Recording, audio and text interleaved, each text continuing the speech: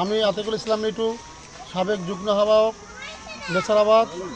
আজকে আমরা ধানের শীষের পক্ষ থেকে, সুমন ভাইয়ের পক্ষ থেকে নির্বাচনের প্রচারণায় আমরা মাঠ পর্যায়ে কাজ করতেছি।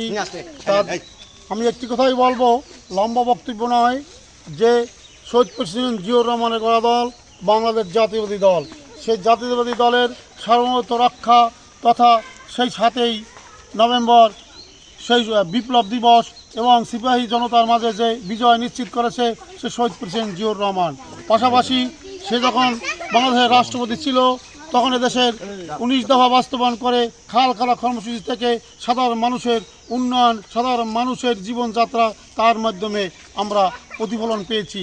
পাশাপাশি দেশনেত্রী বেগম খালেদা জিয়া তখন তার মৃত্যুর পর দেশের দায়িত্ব যখন নিয়েছে, এদেশের প্রধানমন্ত্রী রয়েছে, তখন শিশুদের হইতে মাদের হইতে বয়স্কদের জন্য বিভিন্ন সে ভাতার ব্যবস্থা করেছে, শিক্ষা ব্যবস্থায় ভাতার ব্যবস্থা করেছে।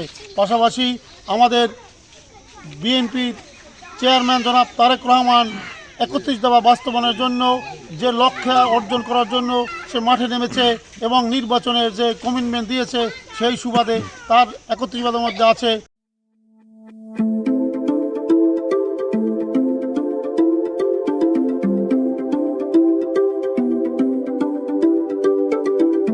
ফ্যামিলিদের জন্য ফ্যামিলি কার্ড সহ স্বাস্থ্য কার্ড তথা কৃষকদের জন্য কৃষি কার্ড তথা সারা বাংলাদেশে যে বিগত সরকার যে উন্নয়নের করেনি সেই উন্নয়নের প্রতিশ্রুতি আমার নেতা জনাব তারেক রহমান এই প্রতিশ্রুতি দিয়েছে এবং বাস্তবায়ন করবে। আজকে আপনারা যদি ধানের শীষকে বিজয়ী করেন, তারেক রহমান এদেশের প্রধানমন্ত্রী হবে। তারেক রহমান প্রধানমন্ত্রী হলে এদেশের মানুষের আগামী নির্বাচনের পর তার রাষ্ট্র ক্ষমতার পর ভাগ্য উন্নয়ন পরিবর্তন হবে, দেশের সার্বভৌমত্ব রক্ষা হবে এবং এদেশের মানুষের 31 দফা প্রতিটি ফলনেই বাস্তবায়ন হবে। আমাদের মাঝে সেই ফল আমরা ভোগ করতে পারবো। আমাদের নির্বাচন কমিশন সহ আমাদের রাষ্ট্রপ্রধান ডক্টর ইউনূস সাহেব যে তত্ত্বাবধায়ক সরকারের দায়িত্ব পালন করেছে তার মধ্যে দেখা যাচ্ছে তার মধ্যে সে সঠিক একটা গণতান্ত্রিক প্রক্রিয়া নির্বাচনের ডেট দিয়েছে এবং নির্বাচনের তফসিল ঘোষণা মোতাবেক 12ই ফেব্রুয়ারি নির্বাচন হবে।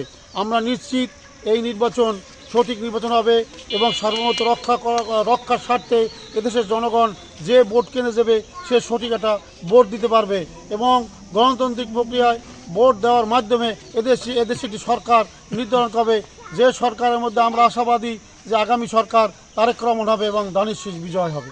আমরা আগামী নির্বাচন সুষ্ঠু হওয়ার জন্য আমরা বিএনপি ইতিমধ্যেই নেতা পর্যায়ে মানুষ আমরা যারা আছি এবং আমাদের সমস্ত বাংলাদেশের বিএনপি নেতৃবৃন্দ সুষ্ঠু নির্বাচনের হবে এই আশাই আমরা মনে করি এবং আগামী 12 তারিখ সুষ্ঠু নির্বাচনেই হবে এইটাই আমরা আশাবাদী।